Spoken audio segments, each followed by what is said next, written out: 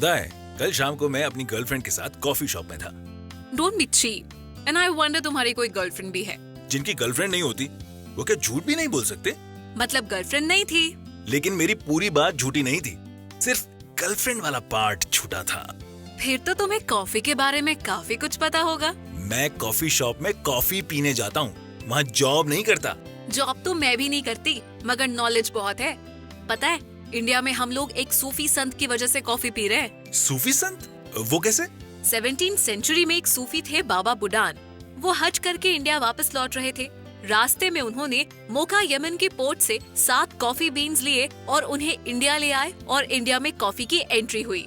Yemen से 7 coffee beans लाने में क्या प्रॉब्लम है? छोटे से पर्स में रखो और ले आओ। उस वक्त कॉफी के कारोबार पर अरब्स का कब्जा था। अरब्स कॉफी बीन्स को या तो रोस्टेड या फिर बॉइल्ड फॉर्म में ही देश से बाहर ले जाना अलाउ करते थे। उन्हें डर था कि अगर कॉफी बीन्स उनकी कंट्री से बाहर गए तो फिर कोई भी उन्हें उगा लेगा। कॉफी बीन्स उनके लिए एक वैल्यूएबल कमोडिटी थी। बाबा बुडान सूफी संत थे, इसलिए किसी को उन पर डाउट भी नहीं हुआ। मगर 7 ही क्यों? 8 क्यों नहीं? 7 का अंक इस्लाम में शुभ और बरकत देने वाला माना गया है। आज हम मजाक में इसे स्मगलिंग कह रहे हैं, मगर उस वक्त इसे बड़ा पवित्र काम माना गया था, जिसने लोगों की किस्मत बना दी। 7 कॉफी बीन्स ने किस्मत बना दी। इन 7 बीजों की बरकत नजर आई जब इन्हें कर्नाटका के चिकमंगलूर जिले में प्लांट किया गया। कुछ सालों में वहाँ इतनी कॉफी पैदा हुई कि उस जगह का नाम बाबा बुडान गिरी या बाबा बुडान फॉरेस्ट पड़ गया। फिर तो तमिलनाडु, केरला और कर्नाटका में कॉफी के बागानों की लाइन लग गई। मतलब 17th सेंचुरी से पहले इंडिया में कोई कॉफी नहीं पीता था। कॉफी क्या, उस वक्त तो इंडिया में चाय का भी नामो निशान नहीं था। Don't tell me that. India में टी का लार्ज स्केल प्रोडक्शन 1820 के आसपास शुरू हुआ है। I am more interested in coffee. Next date पर I am surely going to impress my girl. फिर उसे ये बताना कि कॉफी की हिस्ट्री का पहला डॉक्यूमेंटेड एविडेंस फ्रांस की नेशनल लाइब्रेरी में मिलता है। ये पब्लिश्ड अकाउंट सन 1671 में सामने आया, जिसमें लिखा था कि 9th सेंचुरी के समय इथियोपिया के लोग कॉफी की स्टिमुलेशन प्रॉपर्टीज के बारे में जानते थे। कुछ लोग ये भी कहते हैं कि वो इसे खाते भी थे। 15th सेंचुरी में ये कॉफी अफ्रीकन कंट्रीज से अरेबियन कंट्रीज में आई, स्पेशली यमन में। यमन की कॉफी आज भी सबसे बेहतरीन कॉफीज में से एक है। दुनिया की सबसे बेहतरीन कॉफी का कंपटीशन बहुत टफ है। आज कॉफी ऑलमोस्ट दुनिया की हर कंट्री में है। अरब के सूफी संत रात को कॉफी पीते थे क्योंकि इससे उन्हें प्रेयर्स के वक्त नींद नहीं आती थी। कॉफी नींद भगा देती है, ये बात सबसे पहले किसने डिस्कवर की थी? 9th सेंचुरी में इथियोपिया में रहने वाले काल्दी नाम के माली ने पहली बार डिस्कवर किया कि कॉफी बीन्स को खाकर उनकी बकरियां एनर्जेटिक हो जाती हैं। कॉफी को सबसे पहले बकरियों ने डिस्कवर किया? ऐसा कुछ लोग कहते हैं। ह्यूमंस को कॉफी से कोई फायदा है, ये पहली बार मोका यमन में देखा गया। कैसे? यहाँ उमर नाम के हकीम थे जो कुछ मरीजों को कॉफी पिलाते थे और मरीजों को फायदा होता था। ब्रिलियंट! डॉक्टर पेशेंट्स को कॉफी ऑफर करते थे। ऐसी क्लिनिक में मैं तो रोज जाऊंगा। कॉफी वर्ड का ओरिजिन हुआ था अरबिक वर्ड कावा से, जिसका मतलब शायद वाइन होता है।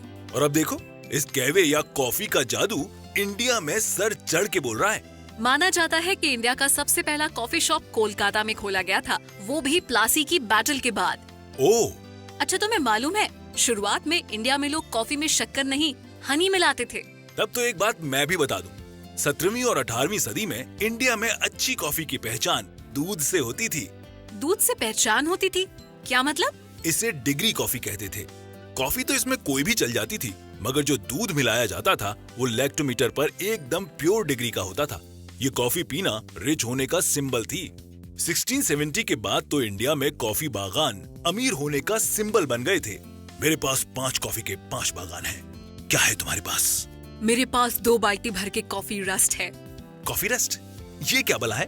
1870 में कॉफी के बागानों में फंगस फैल गई, जिसने बागानों को बर्बाद कर दिया। उसके बाद सन 1915 में इंडिया का coffee research centre Chikmagalur district में शुरू किया गया।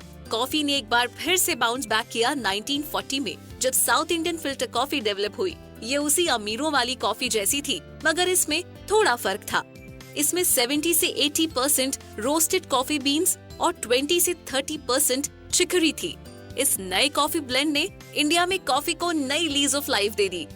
मतलब कॉफी एक बार फिर से चाय के साथ रेस में वापस आ गई। यस, इंडियन कॉफी के बागानों ने 1970 आते आते एक इंडस्ट्री खड़ी कर दी और उसके बाद इंडियन फिल्टर कॉफी पीना साउथ इंडियन लोगों के लिए डेली रूटीन बन गया। करेक्ट। 1936 में इंडिया में मुंबई में इंडियन कॉफी हाउस के रेस्टोरेंट चेन का पहला कॉफी हाउस खुला और फिर केरला और कोलकाता में भी इसकी ब्रांचेस आई। रियली? 1942 में इंडिया के सारे छोटे बड़े कॉफी मैन्युफैक्चरर्स को एक साथ लेकर एक बॉडी बनाई गई, कॉफी बोर्ड ऑफ इंडिया, जो कॉफी के डेवलपमेंट के लिए काफी काम कर रहे हैं। इंटरेस्टिंग। किस तरह का डेवलपमेंट? सोचो, अकेले इंडिया में 1,71,000 से ज्यादा कॉफी के बागान हैं, जिनमें 9 लाख एकड़ से ज्यादा जमीन पर कॉफी की पैदावार होती है। जो स्टोरी 7 कॉफी बीन से शुरू हुई थी, वो आज यहाँ आ गई है, जब इंडिया वर्ल्ड का 6th लार्जेस्ट कॉफी प्रोड्यूसर है, जहाँ दुनिया की 4% कॉफी का प्रोडक्शन होता है। तो क्या हुआ? सारे वर्ल्ड में एक साल के अंदर लोग तकरीबन 4 बिलियन कप कॉफी पी जाते हैं, और इन 4 बिलियन कप्स में से 2 कप हम दोनों अभी पीने वाले हैं। So it's time to take your leave. So have a nice time and have a nice cup of coffee.